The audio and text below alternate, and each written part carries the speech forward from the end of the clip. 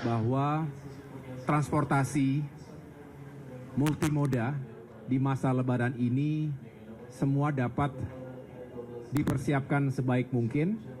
Untuk itu kami terutama jajaran Kementerian Perhubungan sejak awal berupaya untuk menyiapkan prasarana dan sarana fisik yang diharapkan bisa digunakan secara optimal. Tentu di sana-sini ada hal yang harus kita mitigasi, termasuk tadi kami bertanya tentang bagaimana kalau ada cuaca ekstrim atau potensi bencana. Dan KAI sudah menjawab disiapkan tim di berbagai lokasi yang diprediksi memiliki tingkat kerawanan atau kerentanan dan siap menggelar alat perlengkapan termasuk alat berat dan material agar bisa segera memperbaiki dan tidak terlalu. Masih berharap on time performance KAI ini bisa kita jaga dengan berbagai faktor kesiapan tadi. Termasuk tentunya kita berharap bahwa kondisi gerbong-gerbong kita juga termasuk lokomotifnya prima. Perlu kami laporkan, KAI sudah menyiapkan jumlah kereta lebih dari tahun lalu. Terjadi peningkatan kurang lebih 2,1%. Atau sekitar 49.886 kereta api yang dipersiapkan tahun ini. Ini berlaku untuk kereta klasifikasi jarak jauh maupun yang sifatnya lokal. Dan tadi juga bisa dijelaskan berbagai jenis kereta termasuk juga KRL, KRD, dan lain sebagainya. Diperkirakan bahwa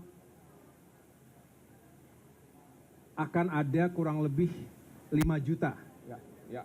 Hampir 5 juta ya Pak. Kurang 20.000 penumpang yang akan melakukan perjalanan.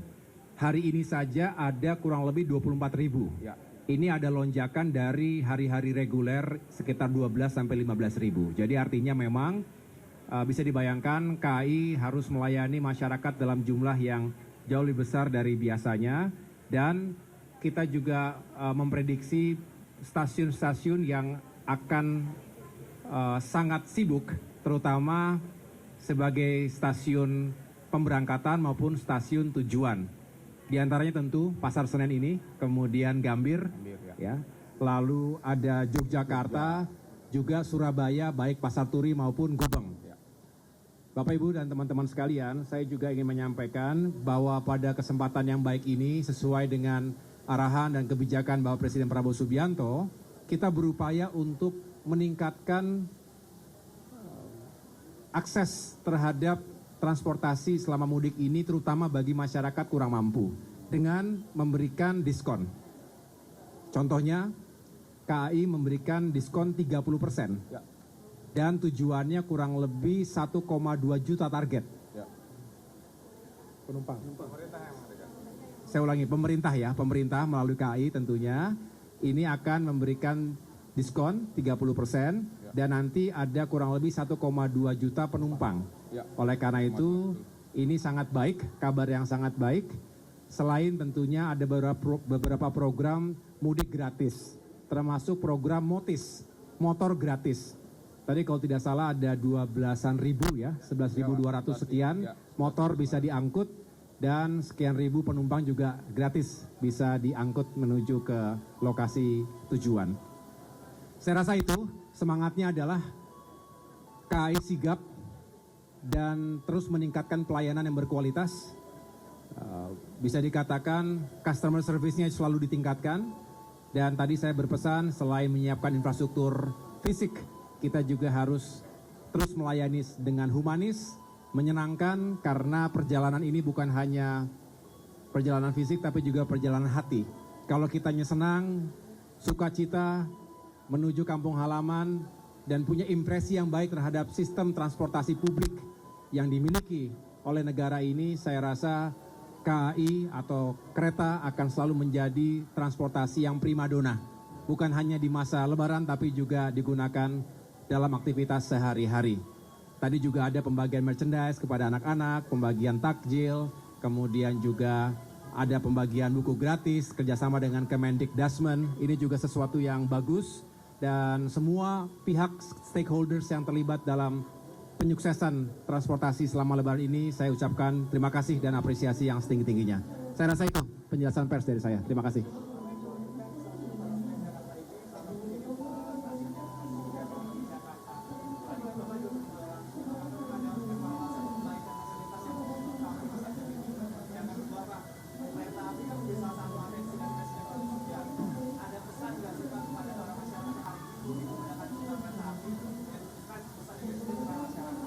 Ya, tentu secara fasilitas terus semakin baik. Saya lihat dari tahun ke tahun dan tentunya KAI sendiri yang bisa punya evaluasi jika perlu ada pengembangan, perluasan. Tapi secara umum fasilitasnya saya rasa sudah memadai untuk bisa meningkatkan pelayanannya terutama dalam masa Lebaran ini. Kemudian terkait pertanyaan kedua tadi, tentu semangat mengembangkan sektor kereta api ini juga dalam rangka mengurangi beban di jalan raya. Kita tahu dari survei yang dilakukan oleh Kemenhub, 143,9 juta perjalanan akan terjadi selama musim Lebaran ini dan 52%-nya menggunakan kendaraan pribadi. Ya. Nomor 2, motor. Nomor 3, bis umum. Semuanya menggunakan jalan. Jadi pasti akan terjadi konsentrasi peningkatan kepadatan, bahkan kita harus antisipasi sejumlah bottleneck di jalan-jalan arus-arus utama. Oleh karena itu dengan lebih banyak yang menggunakan kereta, dengan catatan keretanya siap. Jumlah gerbongnya semakin banyak, tempat duduknya semakin banyak, relnya kuat, aman. Dengan demikian masyarakat bisa menghitung lebih baik atau ada pilihan dibandingkan mengendarai sendiri, tapi juga ada pilihan naik kereta yang juga tepat waktunya, kemudian juga nyaman, bersih, pelayanannya juga menyenangkan. Jadi menurut saya ini adalah sebuah kebijakan memberikan opsi kepada masyarakat luas dalam aspek transportasi dan konektivitas. Saya rasa begitu. Cukup? Ya. Pemirsa, berbagai macam barang dibawa pemudik motor pulang ke kampung halaman. Uniknya, terkadang mereka juga menyematkan tulisan-tulisan lucu yang turut menambah warna perjalanan mudik Lebaran 2026. Seperti momen-momen mudik sebelumnya, tulisan-tulisan nyeleneh juga berseliweran di motor para pemudik. Umumnya, tulisan tersebut ditempelkan pada ransel atau barang bawaan yang berada di belakang motor agar mudah terbaca oleh pengendara lain. Tulisan-tulisan ini terkadang menyematkan sindiran, curhatan para pemudik, atau bahkan tulisan lucu yang menggelitik pembacanya. Fenomena tulisan unik ini turut menambah warna perjalanan mudik Lebaran 2026.